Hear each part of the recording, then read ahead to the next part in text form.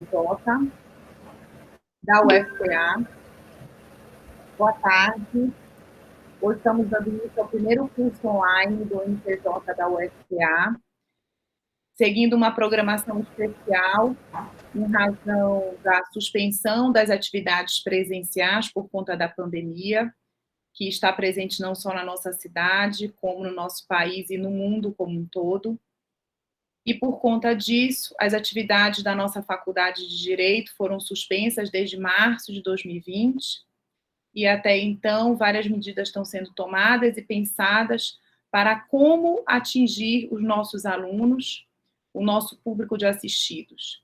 Tendo em vista que as aulas não puderam ser transmitidas 100% online, uma vez que o nosso público de alunos, a grande maioria, não teria condições de ter internet para assistir a todas as aulas de forma diária, permanente.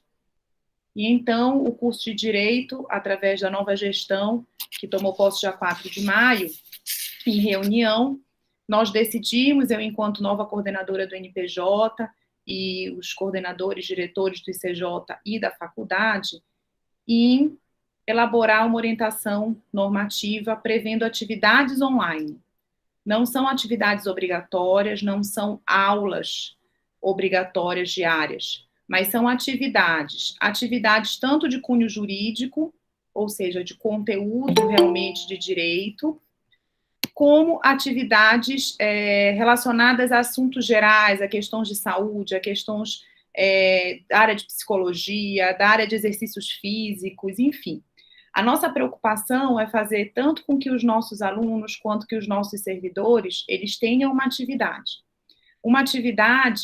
que seja uma atividade que preencha não só a nossa mente com conhecimentos jurídicos, mas preencha a nossa mente também com assuntos gerais que possa nos distrair, que possa evitar que nós entremos em algum tipo de depressão. Muitas pessoas estão sem ter o que fazer, sem atividade, acumulando ainda com problemas de saúde na família, em parentes próximos, em amigos, e fora todos os noticiários que a gente vê, até notícias com pessoas estranhas, não próximas a nós, mas é impossível a gente não se emocionar e a gente não sentir a dor dessas pessoas. Então, a ideia desse projeto realmente é movimentar o nosso público de alunos, de professores, de servidores, e até mesmo atingir os nossos assistidos lá do NPJ. Então, através do NPJ, eu, professora Luciana Gluck-Pou, como coordenadora, que assumi agora a partir do dia 4 de maio, e toda a equipe do NPJ, de servidores, de bolsistas, nós organizamos uma programação especial, onde toda semana nós vamos ter 2 lives no canal do Instagram do NPJ, já digo aqui para todos vocês seguirem, é o npj.fpa, super fácil. Nesse canal do Instagram, às terças e quintas, nós vamos ter lives às 16 horas. Uma live será de cunho jurídico, que foi realizada ontem com o professor Alex Potiguar, que explicou para a gente como elaborar a petição inicial. E a outra live sempre será de assuntos gerais. Aqui a gente vai ter amanhã com a doutora Roberta Pina, fisioterapeuta, que ela vai falar sobre exercícios para quem teve Covid. E também, ela já me mandou a pauta, a gente vai falar sobre exercícios de quem está trabalhando em home office. Porque a gente começa a sentir um monte de dor que não sentia antes, de tanto ficar sentada no computador. Ok? Então, a ideia são as lives. Toda semana nós vamos ter também os nossos cards com informativos jurídicos, que vão estar sendo divulgados no Instagram, no Facebook, no Twitter. E às quartas-feiras, toda quarta-feira, nós vamos ter esse curso aqui pelo canal do Google Meets, que a gente vai gravar e depois a gente vai disponibilizar no YouTube. Então, vocês que estão nos assistindo agora, vocês fizeram a inscrição, vocês estão assistindo ao vivo e vocês vão receber depois o certificado no e-mail de vocês, certo?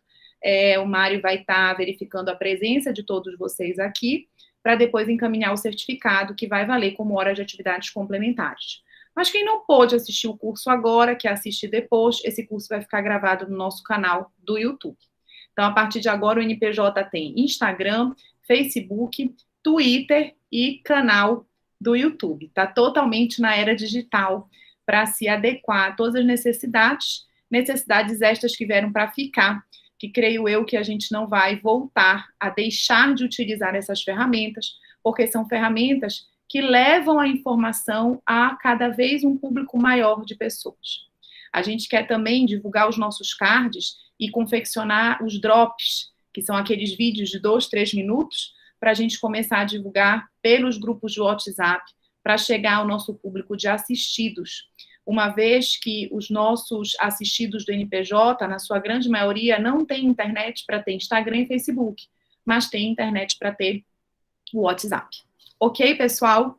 Dadas essas informações de explicações, né, dessa nova programação, explicações do que está acontecendo, esse curso, de onde surgiu, para que surgiu, vamos então falar de mediação, que é o que vocês todos vieram prioritariamente ouvir, tenho certeza disso, mas já aproveitaram e já pegaram todas essas dicas que eu passei para vocês, todas as informações, e o meu pedido, quero contar com vocês, para que vocês divulguem para os colegas, para a gente ter muitos seguidores no nosso Instagram do NPJ, para que a gente consiga, de fato, efetivar essa finalidade, que é chegar a um grande número de pessoas com essas informações, ok?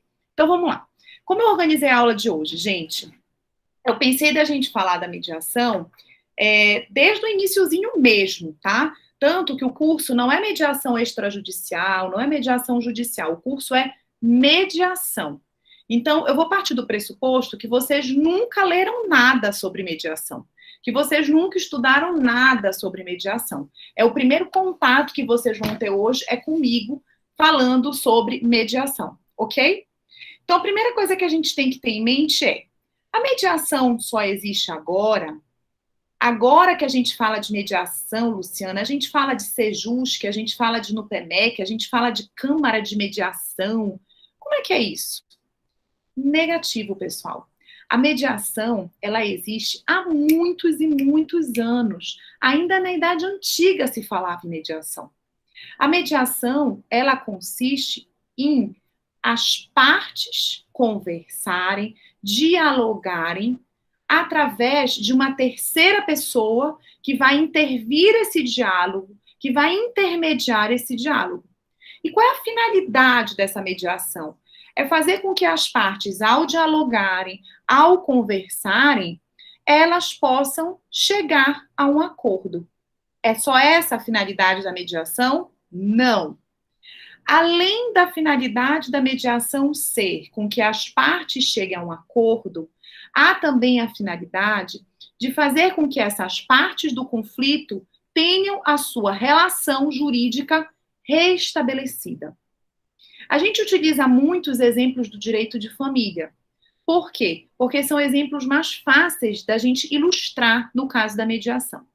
Eu tenho um marido ou um ex-marido e uma ex-esposa que estão se divorciando e estão brigando em relação ao valor dos alimentos que será pago para o filho ou para os filhos, ok? Vejam, esse casal acabou uma relação e essa relação terminou por algum motivo relacionado à traição. Um relacionamento que termina com traição não termina bem. É bem difícil. Na grande maioria das vezes, esse relacionamento terminou com brigas, com palavras feias sendo faladas um para os outros. Esse relacionamento termina com mágoas. E as partes estão totalmente à flor da pele para conversar. Qualquer conversa que envolva essas partes é uma conversa que vai acabar numa briga e em mais mágoa. Vejam, lutar para que essas pessoas levem o seu conflito pessoal, íntimo, para um juiz e que esse juiz decida como tem que ser a vida dessas pessoas após o divórcio? Ou é mais interessante que essas pessoas que têm o poder sobre suas vidas resolvam o seu conflito em uma sessão de mediação com o auxílio de um mediador que não vai decidir pela vida dessas pessoas, mas sim auxiliar nessa conversa. Mas sim auxiliar e intermediar como essas pessoas vão conversar para fazer com que elas consigam resolver o seu conflito e restabelecer uma relação harmônica. Ok? Então, a mediação, ela tem a finalidade de fazer com que as pessoas cheguem a um acordo e com que as pessoas restabeleçam o seu vínculo. Perfeito? Entendido até agora? Se alguém tiver alguma dúvida, coloca aqui no chat do lado, que eu tô com o chat aberto, e aí eu vou dando uma olhada de vez em quando e vou seguindo com a conversa. Ok? Então, primeiro ponto, a finalidade da mediação é chegar a um acordo, claro, mas é só uma? Não. Também existe a finalidade de fazer com que as partes consigam restabelecer o seu vínculo de relacionamento. Então, no exemplo que eu acabei de dar, qual seria a finalidade de uma mediação envolvendo um casal que está em processo de divórcio, e um divórcio gerado por traição, um divórcio gerado por muitas mágoas, e que não há consenso inicialmente sobre o valor de alimentos a ser pago para o filho ou para os filhos. Nesse exemplo que eu acabei de dar, a finalidade é que a gente consiga que nesse acordo, que além de se chegar a um acordo, isto é, que além de eu conseguir que eles cheguem a um valor em consenso, que eu também faça com que esse casal consiga restabelecer o seu vínculo. Mas cuidado! Eu, mediadora, tenho a finalidade de fazer com que eles voltem ao relacionamento? Não! Não é isso, gente. Eu, mediadora, tenho a missão de fazer com que eles consigam viver harmonicamente novamente. Como pessoas divorciadas. Pensem, eles têm filhos, eles nunca mais vão deixar de se relacionar na vida. Muito difícil. E para que esse relacionamento, ainda mais com filhos, possa se dar de forma harmônica, as pessoas têm que resolver os seus conflitos. A não resolução de conflitos, aquela famosa frase que a gente diz, joga a poeira para baixo do tapete e esconde, aquilo nunca dá certo. O tapete sempre vai sair do lugar. A poeira vai voar, a poeira vai aparecer, a sujeira vai ser descoberta. E mais briga vai existir. Então, nada de deixar a poeira para baixo do tapete. Nada de deixar o conflito escondido. Porque ele vai surgir. O conflito, ele é algo positivo. Olha que estranho que eu estou falando para vocês. É bom ter conflito. São dos conflitos que surgem soluções e muitas das vezes essas soluções elas vão dar viés a novas posturas, a inovações, a novas atitudes para melhor, na grande maioria das vezes. O Antônio está perguntando, as decisões consensuais são muitas vezes mais adequadas do que a imposição jurisdicional da decisão, certo? Correto, Antônio. É exatamente. Porque, veja, gente, nós perdemos, ou talvez nunca tenhamos tido a consciência de que a melhor pessoa para resolver os seus problemas, os seus conflitos, é você mesmo. Só que nós temos uma mentalidade litigante, nós nascemos, nos criamos e estudamos em uma sociedade litigante, em que a qualquer conflito que se depara, qual é a primeira atitude que é tomada? Vamos ajuizar uma ação. Vamos levar essa ação para quem decidir esse conflito? O juiz. Veja, o juiz, ele é motivado, ele está lá sentado, esperando alguém pedir que o seu serviço seja prestado. Porém, com certeza, tem muitas demandas que realmente só o juiz vai poder resolver. Mas inúmeras outras, as partes conseguem resolver sem a interveniência do juiz. Por quê, pessoal? Porque simplesmente o juiz é uma terceira pessoa que enxerga o teu conflito de cima para baixo e que vai proferir uma decisão técnica, ok? Ele vai proferir uma decisão e que grande parte das vezes essa decisão não agrada 100%, nem uma parte nem outra. Ou pior, ou às vezes agrada 100% uma parte e a outra não agrada nada. E esse conflito vai continuar existindo, porque essa parte que ficou desagradada 100%, ela vai ter que cumprir. É ordem judicial. Porém, ela vai cumprir, mas vai arrumar outras formas de continuar infernizando a vida, de continuar brigando, e vão surgir ainda mais conflitos em decorrência desse conflito inicial que foi mal resolvido. Então, sem dúvida alguma, a melhor pessoa para resolver os seus conflitos é você mesma. As pessoas têm que reaprender, reencontrar esse poder. Isso é um poder que nós temos. Nós temos autonomia para resolver os nossos conflitos. A gente não deve transferir esse nosso poder para uma terceira pessoa resolver, para o juiz. Agora, com toda a cautela, tem conflitos que eu não vou conseguir resolver sozinho. Eu vou precisar levar para o judiciário, ok? Então, primeiro ponto da nossa aula, o que é a mediação e qual a finalidade da mediação? A mediação nada mais é do que uma forma de resolução de um conflito, uma forma consensual de resolução de conflito, onde as partes vão dialogar, as partes vão conversar entre si com o auxílio de um terceiro intermediador. Esse terceiro intermediador é chamado de mediador. O terceiro, o mediador, ele é uma pessoa que intermedia o diálogo, que faz a interlocução da conversa. Ele é capacitado, ele precisa ter estudo, ele precisa ter técnica e ele precisa ter um grande cuidado. O mediador não pode propor a solução daquele conflito. Ele tem que fazer com que as próprias partes cheguem à solução daquele conflito, atingindo assim a finalidade do conflito, que é alcançar um acordo e restabelecer a relação entre as partes. Ok até agora? Conceito de mediação, a finalidade da mediação e o papel aí do mediador. Perfeito, gente?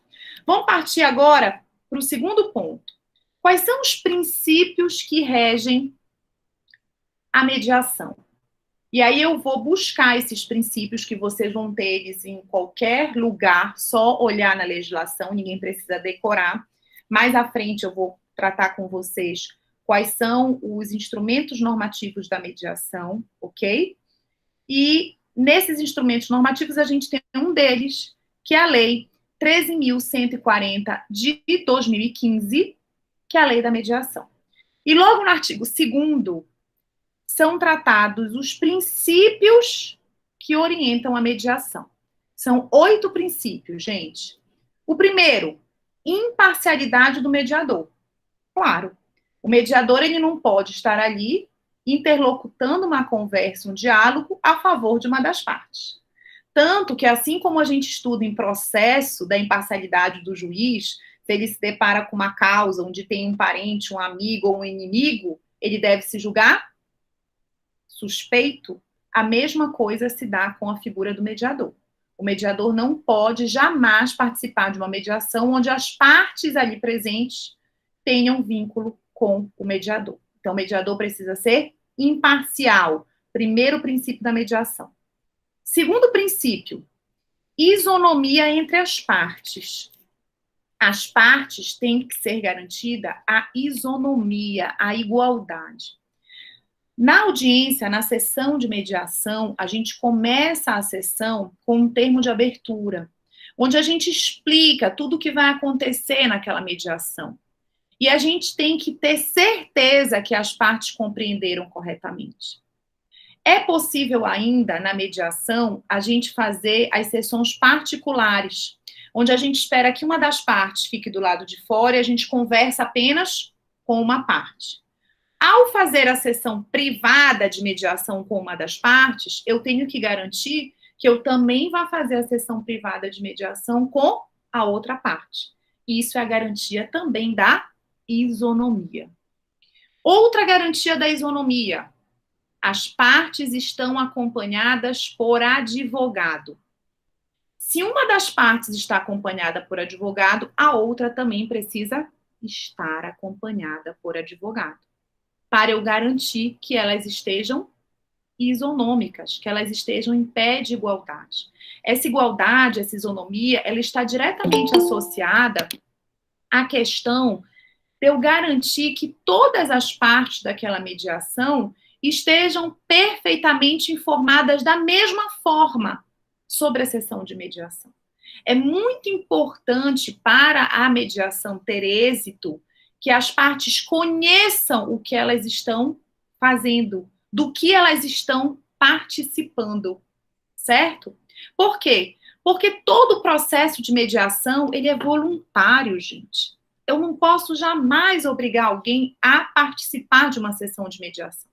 Diferente de uma audiência, que eu recebo uma citação, uma intimação para comparecer a uma audiência, e se eu não for, eu posso até receber uma punição e receber uma condução policial, certo? Na mediação isso não existe. Eu tenho que querer participar da mediação. Pensem, a mediação é uma forma de resolução de conflito consensual. Se as partes não forem para essa reunião de coração aberto, querendo negociar, mediar, conversar, como é que a gente vai ter êxito? Como é que a gente vai iniciar essa conversa? Então, é importantíssimo que as partes tenham a vontade de participar da mediação. Então, o segundo princípio da mediação é a questão da isonomia das partes. Terceiro, oralidade. Gente, tudo na mediação é conversa. Agora, o que vai ficar gravado daquela conversa? Termo de acordo. Mas pensem, às vezes a gente tem 6 meses, 6 sessões de mediação, e muito do que a gente conversa é para justamente chegar a um termo final de acordo. Tudo que é conversado é colocado no termo de acordo? Claro que não. Claro que não. O que vai no termo de acordo são os termos, efetivamente, da conclusão daquele acordo. Então, efetivamente, toda a sessão de mediação é pautada na oralidade, na conversa. Quarto princípio, informalidade. Vejam, a gente vai numa audiência, eu lembro que era um dos meus receios quando eu comecei a advogar. Eu, enquanto estagiária, ficava preocupada. De que lado eu vou sentar na mesa do juiz? Ao adentrar, eu tenho que me dirigir como excelência, excelentíssimo, doutor, juiz. Quais são as formalidades que a gente se preocupa para uma audiência de direito perante um juiz de direito? São inúmeras. Na mediação, o princípio que a rege é justamente o contrário. É o da informalidade. Tanto que a gente começa, eu tenho até um material para mostrar para vocês logo mais, o formato da mesa. Enquanto a mesa de uma audiência de direito com a presença de um juiz é aquela mesa em T, onde o juiz fica na cabeceira da mesa, no meio de todo mundo, empoderado, normalmente a mesa é até um pouquinho mais alta, e as partes, né, no restante, uma na frente da outra. A audiência de mediação, ela é feita em uma mesa oval, circular. Para quê? Para mostrar que todas as pessoas ali, as partes do conflito e o mediador, a mediadora, eles estão em pé de igualdade. Eles estão um ao lado do outro, tentando com que aquele círculo, né, aquelas pessoas, uma ao lado das outras, consiga conversar, dialogar de forma informal. Ninguém se dirige para o mediador como excelentíssimo, como doutor, como doutora. A gente se apresenta assim, eu sou a Luciana, eu sou mediadora. Ali naquele momento eu não sou a doutora Luciana advogada, eu não sou a professora doutora Luciana, eu sou a Luciana mediadora, e a gente ainda pergunta para as partes, senhor fulano de tal, como você gostaria de ser chamado? O senhor fulano de tal vai dizer, eu quero ser chamado de doutor fulano de tal, ok. Não, pode me chamar de Zé, meu apelido, ok também. Por que essa informalidade, gente? Para fazer com que as partes se sintam à vontade. À vontade para quê? As partes se sentem à vontade para justamente conseguir dialogar e chegar a um acordo. E conseguir, digamos assim, quando eu me sinto à vontade, eu deixo um pouco aquela minha moldura, aquela minha proteção carrancuda. Vamos dar uma relaxada? Vamos tentar conversar, vamos deixar do lado de fora aquela mágoa, vamos botar isso para fora, vamos resolver o problema de fato que existe. Então, essa informalidade, ela facilita com que a gente consiga ter um diálogo melhor. Quinto princípio, são 8. A autonomia da vontade das partes, eu já até falei um pouquinho para vocês. Indispensável, tá, pessoal?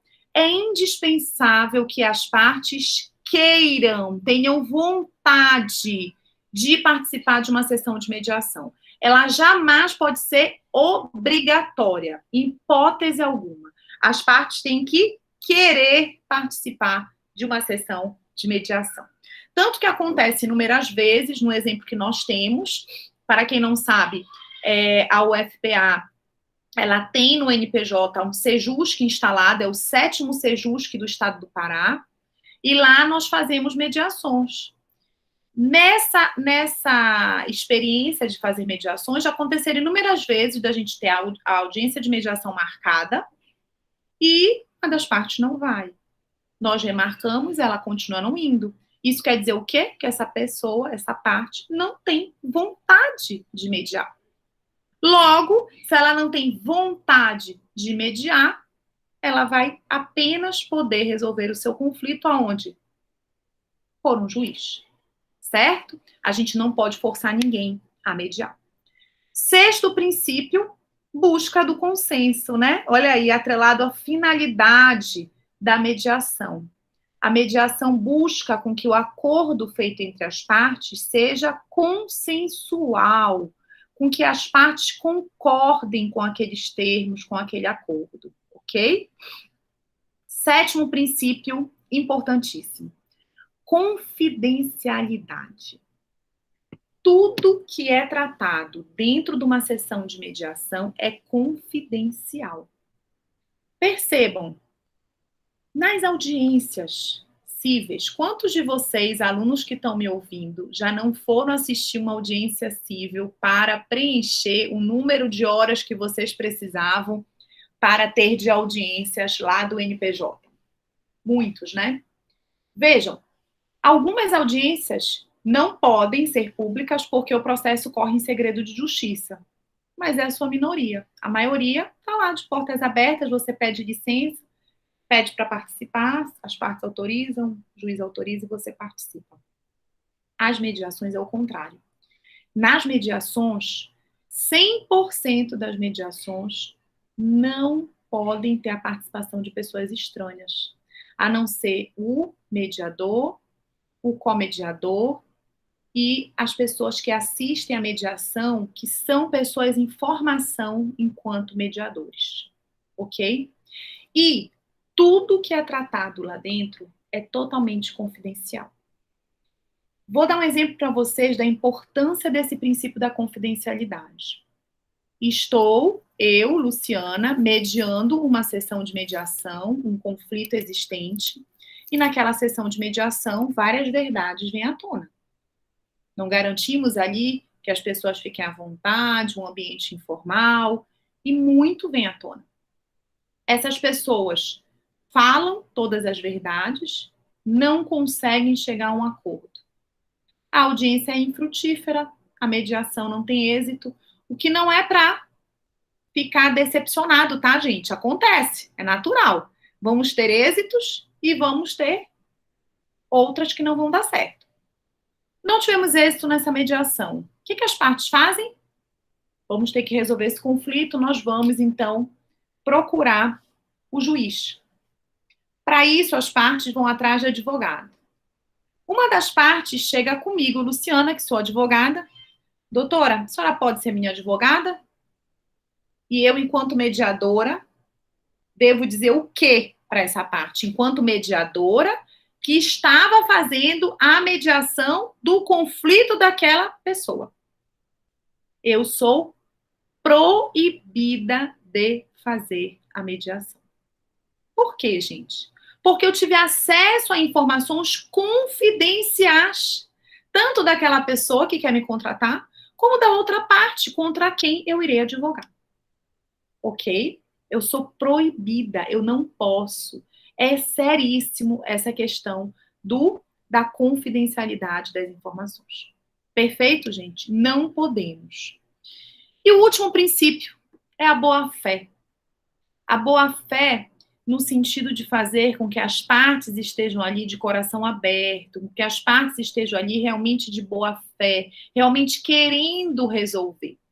Eu sei que muitas das vezes é difícil, muitas das vezes as pessoas chegam com outra intenção, mas o papel do mediador também é fazer com que essas partes tentem, consigam, lutem para que as partes se desarmem, para que as partes fiquem à vontade, para que as partes consigam, de fato, conversar tendo boa fé, se colocando no lugar da outra. Isso é uma técnica que a gente utiliza muito na mediação, que é a técnica da empatia. Fazer com que uma parte se coloque no lugar da outra, para ver o que é que a outra está sentindo, para ver o que é que a outra passou naquele conflito. Certo, gente? Entendido? O Elton colocou aqui um comentário. É uma condição a mediação antes de ingressar com a ação na justiça? É uma pergunta. Não, Elton, não é. Hoje não é. Em alguns países, como a Argentina, é uma condição. Eu primeiro preciso provar que eu tentei resolver o meu conflito de forma consensual. Como eu não tive êxito, eu vou recorrer ao judiciário.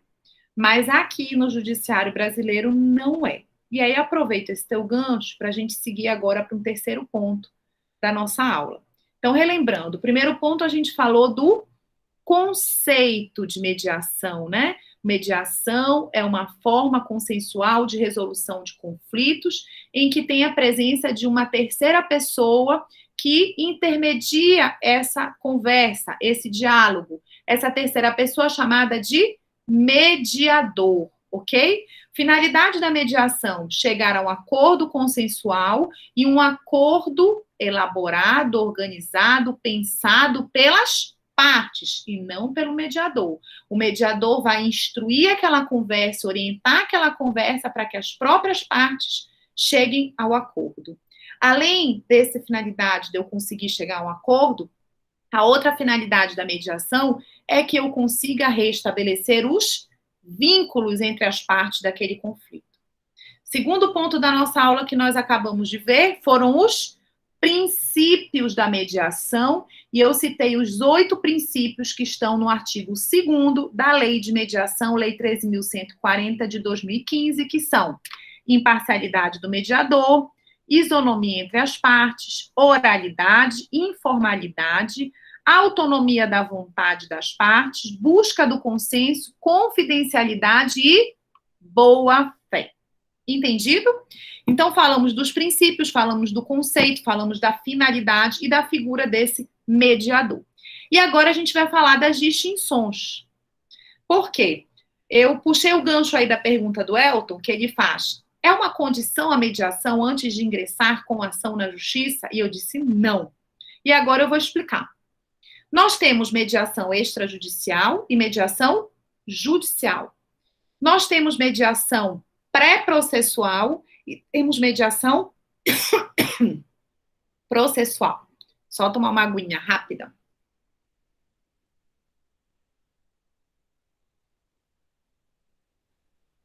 Tá dando para me escutar bem?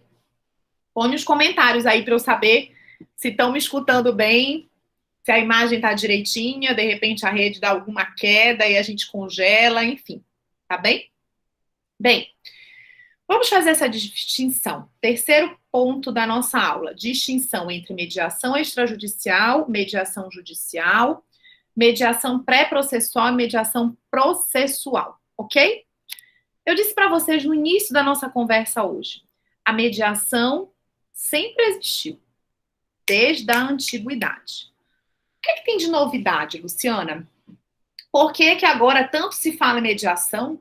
Né? Eu quero ver se a gente consegue chegar até a portaria conjunta do TJ, agora do dia, portaria número 12, agora, salvo engano, do dia 25 de maio de 2020, que fala de mediação judicial online, por videoconferência. Olha que novidade. Vamos ver se dá tempo da gente falar disso. Mas a mediação sempre existiu. Eu tenho mediação escolar, eu tenho mediação comunitária. São mediações extrajudiciais. extrajudiciais. São mediações feitas fora do judiciário. Perfeito? Essas mediações fora do judiciário, elas sempre existiram e sempre irão continuar existindo. Luciana, eu tô com um conflito e eu não quero ir no poder judiciário. Eu quero resolver o meu conflito através de uma mediação, usando as técnicas da mediação. Mas eu não quero ir no judiciário, tenho medo do judiciário. Onde eu posso ir? Numa câmara privada de mediação. Essa mediação numa câmara privada de mediação vai ser uma mediação extrajudicial, porque ela não é feita dentro do judiciário. Entendido? Existe câmara privada de mediação? Sim, senhorita. Existe câmara privada de mediação. E existe há muito tempo, tá ok? Nós vamos falar da resolução 125 do CNJ, que sabe de que ano é? 2010. Em 2010, o CNJ já falava de câmara privada de mediação, já regulamentava a câmara privada de mediação, ok? O que teve de novidade de 2015 para cá? Foi a mediação judicial. A mediação judicial é a mediação feita dentro do judiciário, dentro do espaço físico do judiciário. Seja ele o Sejusc, seja ele o juizado, seja ele a justiça. O poder judiciário, o fórum da vida, ok?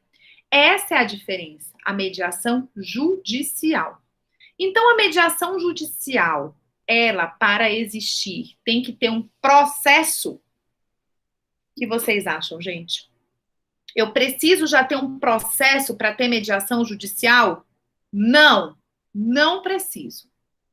Vejam, eu tenho um conflito, eu vou lá no Sejusc, do NPJ da UFPA, 7º Sejusc, chego lá, eu e meu ex-companheiro, me dirijo à secretaria do Sejusc e digo que eu gostaria de fazer uma conciliação para tratar de estabelecer a guarda e o direito de visita dos nossos filhos.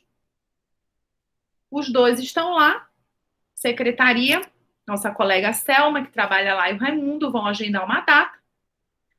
Essa data, as partes comparecem, as partes fazem um acordo, o acordo é homologado pela juíza coordenadora do Sejusc lá do NPJ, da UFPA, as partes buscam esse acordo homologado e a vida delas está resolvida.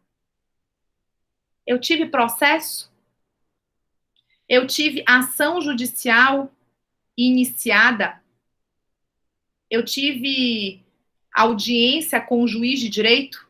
Não. Então, vejam, ela é uma mediação judicial pré-processual. Eu não precisei ter processo. Entenderam? Então, a primeira distinção, mediação extrajudicial e mediação judicial. Uma questão de localização. As mediações feitas fora do poder judiciário são as mediações extrajudiciais. As mediações feitas dentro do poder judiciário são as mediações judiciais.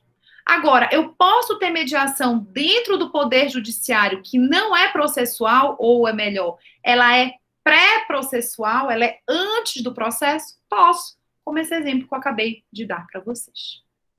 Agora, nesse mesmo exemplo, as partes procuraram, mas quando chegaram na hora da mediação, as partes brigaram.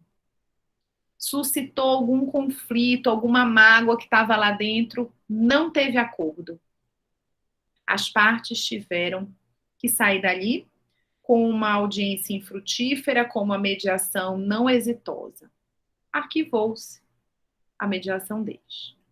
O que as partes fazem? Procuram um advogado e entram com uma ação na justiça.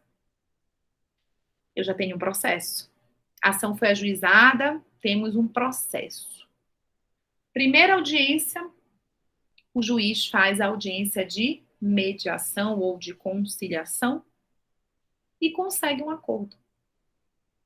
Eu posso dizer, então, que eu tenho uma mediação judicial processual dentro do processo. Isto é, eu posso fazer acordos, eu posso utilizar meios consensuais de solução de conflitos, seja através da conciliação, através de mediação, durante todo o andamento do processo judicial, inclusive em segunda instância e inclusive em tribunais superiores.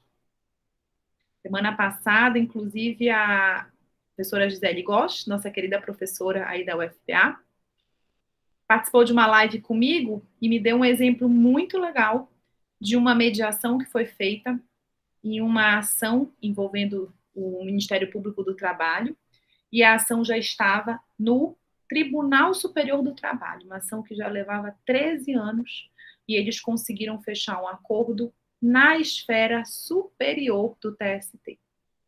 Então, eu posso continuar tentando fazer mediação e conciliação durante toda a vida do processo, inclusive na esfera dos tribunais superiores.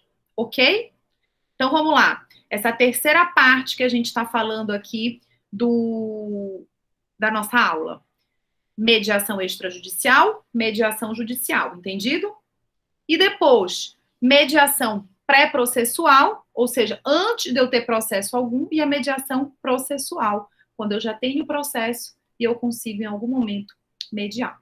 Mas para fechar esse tópico com a pergunta do Elton, eu não vou numa câmara privada, eu não procuro ser jusque.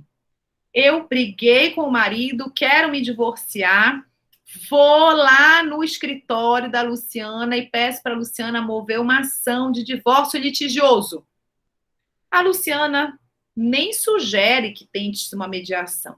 Ela é daquelas das antigas, daquelas advogadas que querem só brigar. Vamos ajuizar a ação de divórcio litigioso.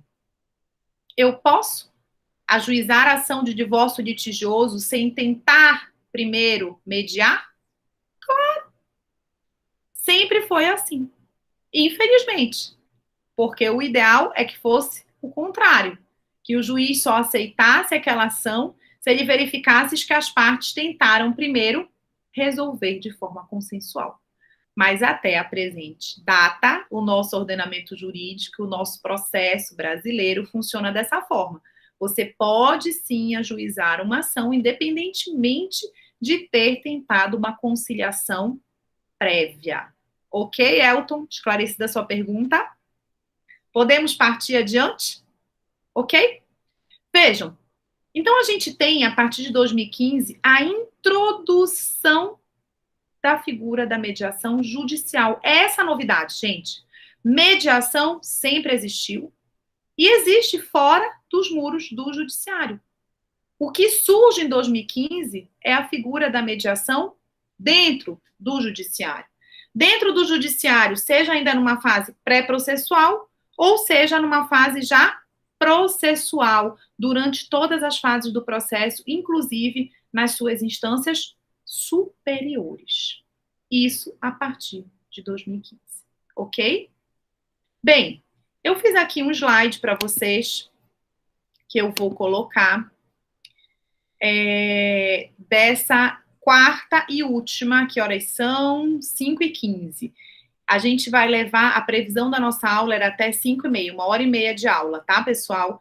Às 6 horas eu tenho outra live, para dar tempo de respirar e começar de novo. Eu dividi, então, a aula de vocês em 4 pontos. O primeiro foi o conceito, falando das finalidades, da figura do mediador. O segundo ponto foram os princípios. O terceiro ponto foi a classificação da mediação em extrajudicial, judicial, processual e pré-processual. E o quarto e último ponto, eu vou falar para vocês sobre o ordenamento jurídico que trata do Instituto da Mediação atualmente no direito brasileiro.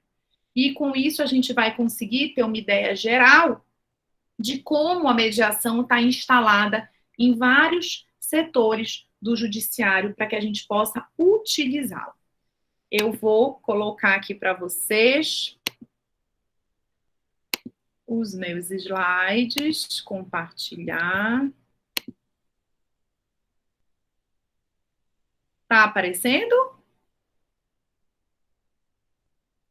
Alguém me confirma só no chatzinho se tá aparecendo. Sim, maravilha. Que para mim, eu continuo me vendo aqui, tá, gente? O Luiz Felipe comentou, a preferência dos advogados em ajuizarem a ação, ainda que não realizada a mediação, tem a ver com a questão de honorários. Pois é, Luiz Felipe, isso tem que ser modificado. Por quê? Porque muitos desses advogados ainda não consultaram as tabelas de honorário para você ser advogado em mediação. É outra forma de cálculo. Por quê? Porque quando o cliente te procura no teu escritório e você vai vender o seu serviço de advogado brigão, de advogado litigante, que diz logo para ele, teu processo vai levar 20 anos. Eu vou levar muito tempo trabalhando no teu processo. E aí eu vou te cobrar muito, porque eu vou levar muito tempo. Mas eu vou levar muito tempo por quê? Porque o judiciário tem muito processo e vai levar muito tempo para julgar. Agora, quando você vende o seu serviço para mediação, o teu discurso é outro. Por quê? Porque você leva muito tempo para se preparar e para preparar o teu cliente para uma sessão de mediação. Mas para isso, o advogado tem que estar preparado e capacitado para poder participar de uma sessão de mediação. O advogado tem que se preparar, porque não é só chegar lá e bater papo, não é só chegar lá e conversar. Existem técnicas para auxiliar o teu cliente a uma ação, a uma reunião, a uma sessão de mediação. Então, quando o teu cliente chega no teu escritório, dificilmente o cliente vai chegar e vai dizer que ele quer fazer uma mediação. É você que tem que sugerir. E é você que tem que vender o seu serviço. O seu serviço não vai ser vendido por conta do tempo que vai levar a ação no judiciário, porque realmente a mediação ela vai ser mais rápida, mas não quer dizer que ela vai acontecer de primeira, na primeira sessão. Muitas das vezes não é apenas uma sessão que a gente resolve um conflito, ela vai levar algumas sessões. E você vai ter que acompanhar o seu cliente nessas sessões. Quanto você vai cobrar? Primeiro, para preparar o seu cliente para participar dessa sessão de mediação. Para se preparar para participar dessa sessão de mediação. Para acompanhar o seu cliente nas sessões de mediação. Isso também tem um custo. É um custo técnico. É um custo de serviço intelectual. E não é um custo de tempo de espera do Poder Judiciário. Tá? Então, quando a advocacia, e muitos já viram essa diferença, tanto é que em várias OABs, eu sempre cito a de São Paulo, que é onde nós temos o maior número de advogados e é onde nós temos tabela de honorários para os advogados acompanharem seus clientes em sessões de mediação, eles já trabalham com esse novo tipo de cobrança de honorários. Agora, quem não pensa dessa forma vai continuar talvez equivocado de que eu ganho mais dinheiro levando anos na briga. Mas, você está preocupado com seu cliente? Ou você está preocupado com seu bolso? Cadê a questão ética? O advogado é preocupado em ganhar dinheiro ou em satisfazer o seu cliente e resolver o conflito dele? Ainda tem mais essa questão para ser pensada, que para mim, inclusive, é a mais importante. Ok? Vamos ao nosso slide, então? Vejam, curso sobre mediação, e aqui eu coloquei para vocês a tradição que a gente tem, que aí fechou com a pergunta que o Luiz Felipe colocou, né?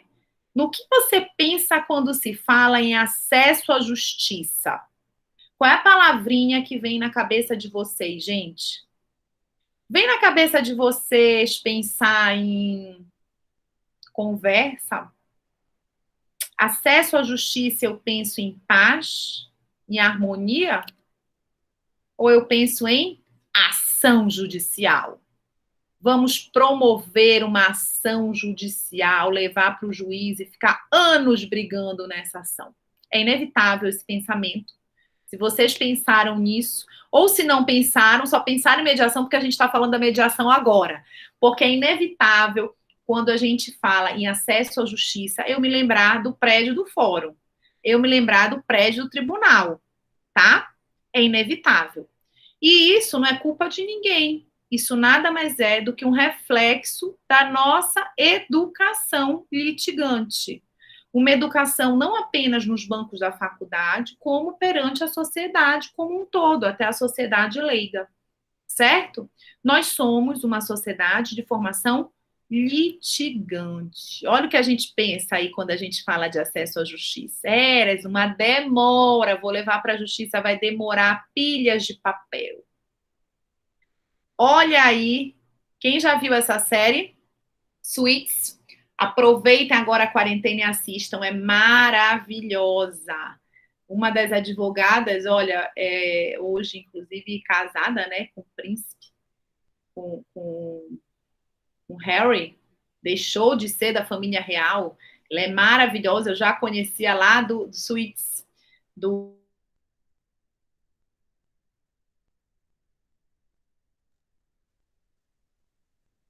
espelha muito a ideia do advogado brigão, do advogado litigante, apesar de que ela nos traz alguns exemplos de mediação.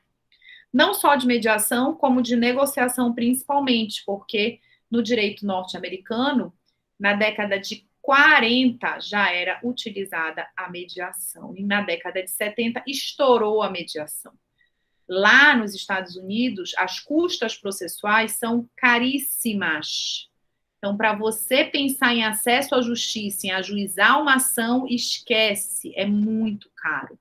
Por isso, tão popular os núcleos de mediação, de negociação para resolver os conflitos, ok?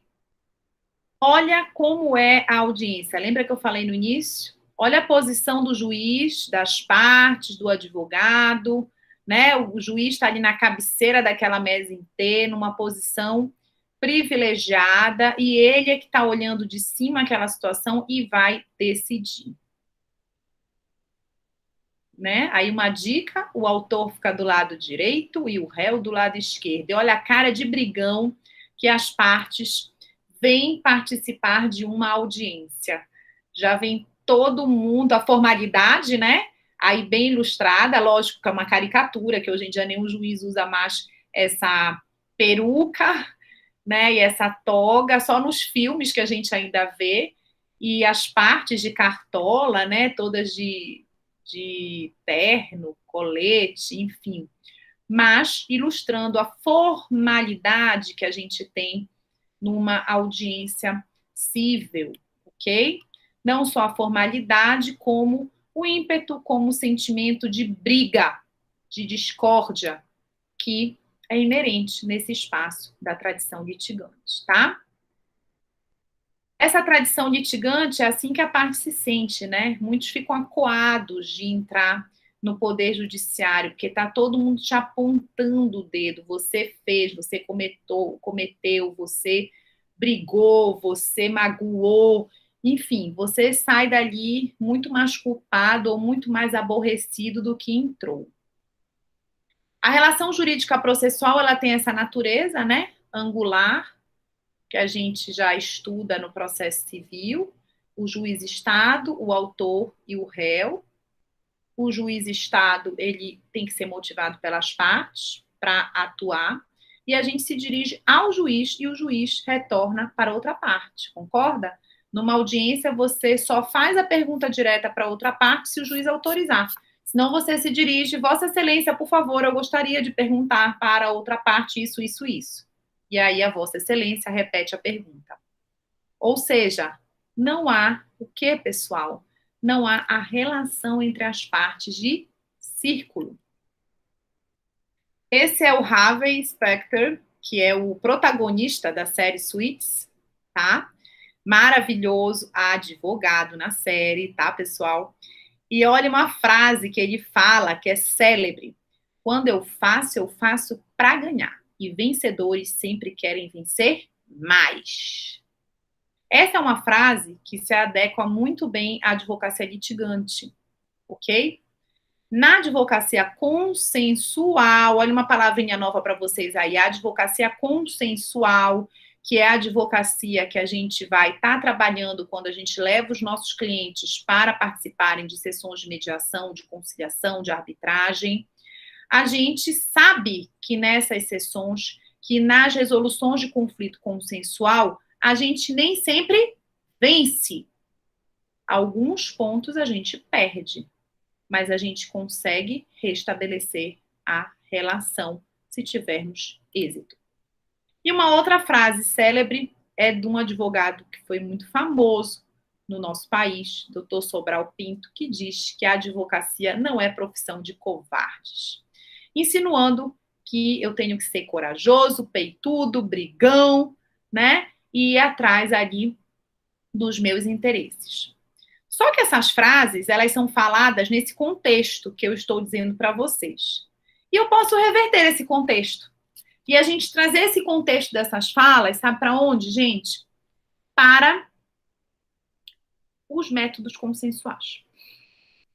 A advocacia não é profissão de covardes, realmente. Quem é corajoso na advocacia?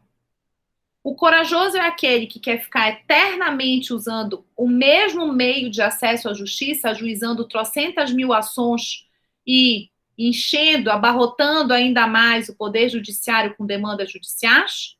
Ou o advogado corajoso é aquele que, ao ver novos meios de acesso à justiça, vai estudar, vai se capacitar, vai inovar e vai oferecer um novo serviço ao seu cliente?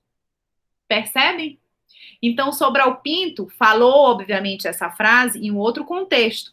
Mas eu posso trazer essa frase para a minha realidade e entender que covarde é o advogado e a advogada que se capacitam, é o advogado e a advogada que vão atrás de novos serviços de qualidade para oferecer aos seus clientes e oferecem outros meios de acesso à justiça, modernos, novos, novidade. E mais do que isso, meios que talvez vão acalentar mais o seu cliente, atender, satisfazer mais o seu cliente do que continuar usando o meio antigo.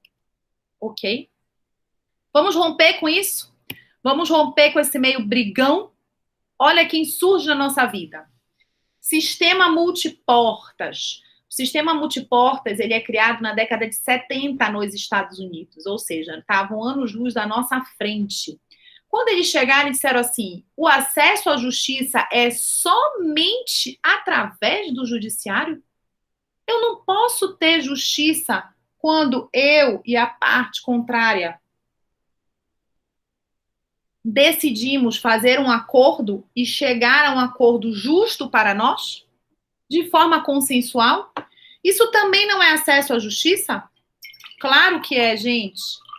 E aí se chamou de sistema multiportas.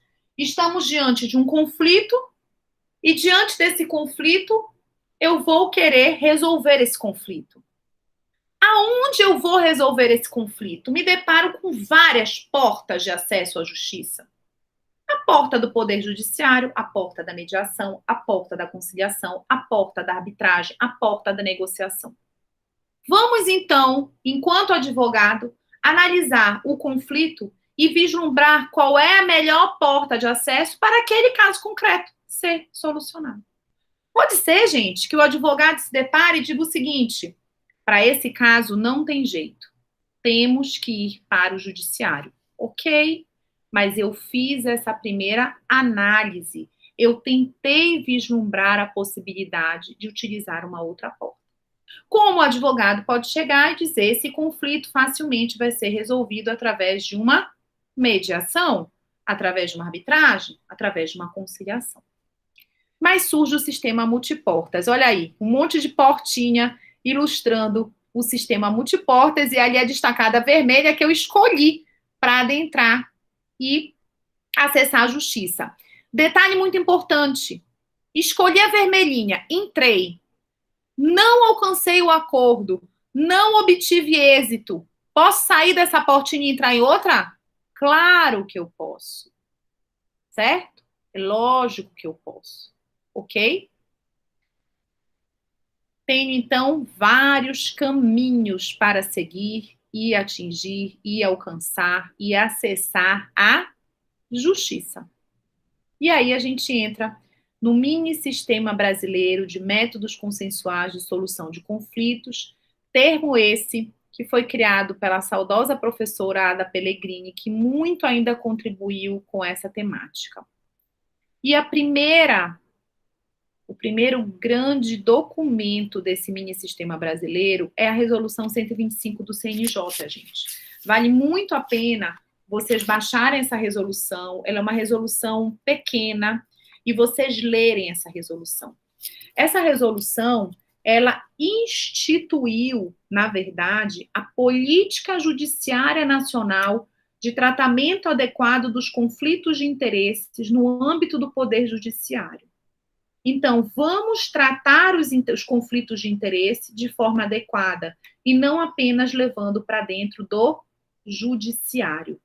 E ela criou dentro do judiciário, ou seja, para implementar essa política pública, ela criou os núcleos permanentes de métodos consensuais de solução de conflitos, os conhecidos como NUPEMECs, e os centros judiciários de solução de conflitos e cidadania, conhecidos como CEJUSCs, orientando desde 2010 que todos os tribunais de justiça tivessem o NUPEMEC e os CEJUSCs. O NUPEMEC, enquanto um órgão administrativo de planejamento, de organização e de criação dos CEJUSCs. Tanto que aqui no Pará nós temos o NUPEMEC, que é coordenado pela doutora Dail Paraense, que é a nossa desembargadora aposentada, e é o NUPEMEC quem cuida tanto dos cursos de capacitação dos mediadores e conciliadores, como da criação dos CEJUSCs. Hoje, atualmente, entre a capital e o interior, nós temos 13 centros judiciários de solução de conflitos e cidadania, sendo um deles o nosso lá, do NPJ da UFPA, que é o 7º CEJUSC. E essa política judiciária trazida pela resolução do CNJ, ela traz à tona justamente essa preocupação. Nós estamos com um judiciário abarrotado de processos, nós estamos com uma crise no judiciário. Mas por que essa crise? Os juízes não trabalham? Não tem funcionário suficiente? Não tem equipamento? Claro que tem, tudo isso tem. A questão é, a nossa mentalidade litigante faz com que as partes cada vez mais ajuizem a ação. E nós nunca vamos dar conta de resolver, de solucionar essas ações judiciais a tempo. E, como diz o professor Kazuo Watanabe, quando o meu retorno do judiciário não é a tempo, ele deixa de ser eficiente. E talvez eu possa dizer que eu nem estou tendo mais o acesso à justiça. Estamos diante de uma crise do judiciário. Estamos, não. Já estamos há algum tempo. E com base no estudo dessa crise do judiciário é que emana essa resolução 125 do CNJ. Dizendo que vamos olhar o conflito e tratá-lo de outras formas que não apenas a do acesso à justiça, acesso ao judiciário. Vamos olhar a mediação e a conciliação como meios também de acesso à justiça. Vejam, quando eu falo de acesso à justiça usando mediação e conciliação, quando a resolução ela traz esses meios, ela trabalhou pensando em formas de resolver a crise do judiciário. Mas eu não posso, de forma alguma, informar que mediação e conciliação vieram apenas para resolver a crise do judiciário, ok? Por quê? Porque a mediação e a conciliação, elas vão muito além disso. A mediação e a conciliação, elas vão além disso quando a finalidade delas é garantir a pacificação. Depois da resolução 125, a gente vai ter, já passou de 5h30, mas eu vou finalizar esse slidezinho com vocês, tá? Pra gente não fechar o raciocínio. Depois da Resolução 125, eu tenho o Código de Processo Civil de 2015, que eu já nem chamo mais de novo código, porque ele já tem 5 anos, tá? E depois, assim, a Resolução 125, ela vai tratar do SEJUSC, do NUPEMEC e das... O CPC de 2015, ele trata da mediação extrajudicial, perdão, o CPC de 2015 trata da mediação judicial, é por isso que a gente começa a falar tanto de mediação judicial, tá? E a lei de mediação trata da mediação extrajudicial e da mediação no âmbito da administração pública.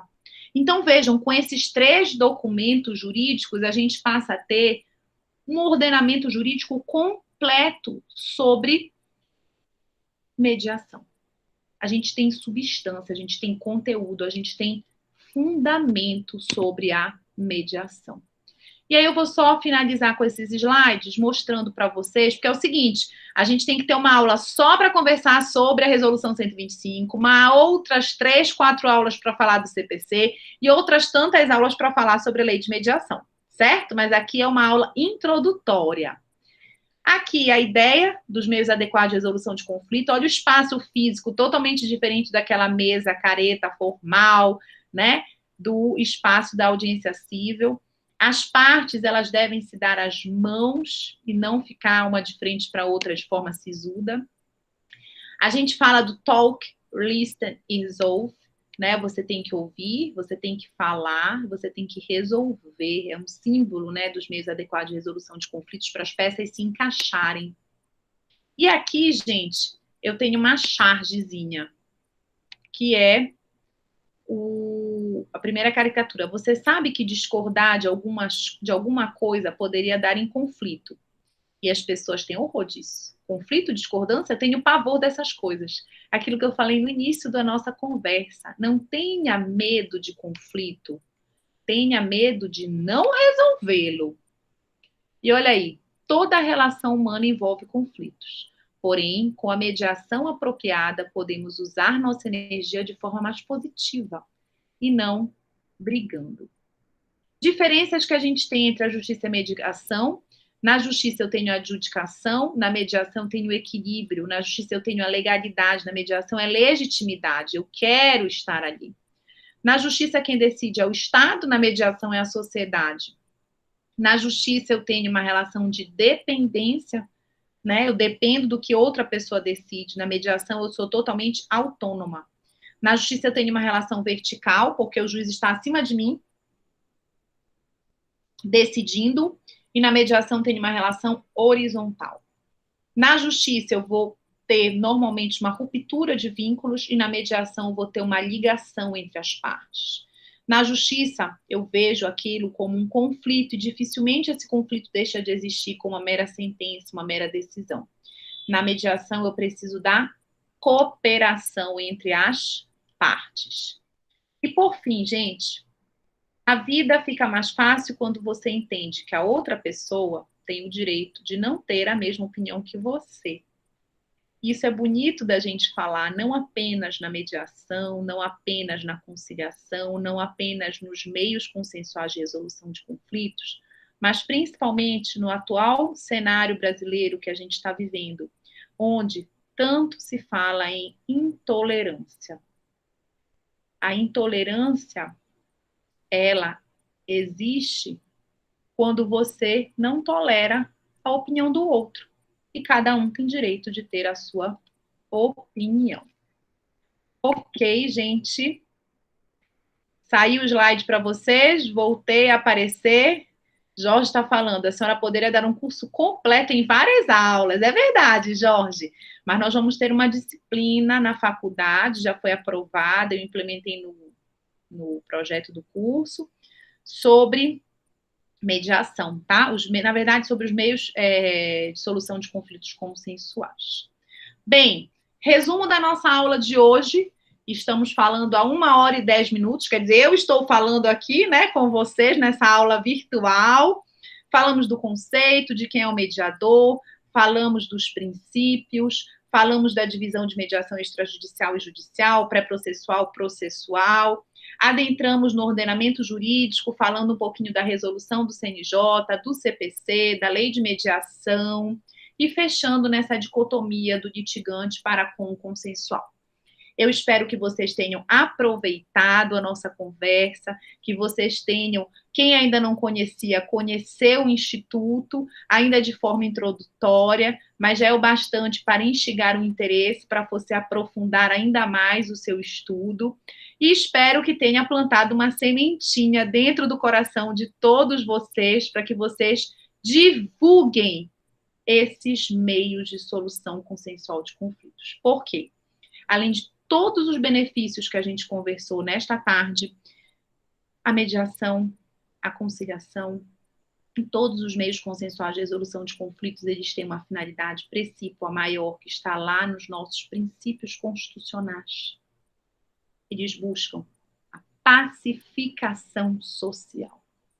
Quando eu consigo fazer com que o conflito seja resolvido, com que as partes restabeleçam os vínculos, com que as partes voltem a viver harmonicamente, eu consigo instaurar a paz que tanto a gente precisa. Ter paz no relacionamento. Tolerância, empatia e paz. Muito obrigada. Tenham um ótimo final de tarde. Estejam conosco amanhã na live às 18 horas e logo mais a nossa conversa vai estar no nosso canal do YouTube. Um grande beijo para todos. Aproveitem. Saúde, fiquem em casa e se cuidem. Tchau, gente.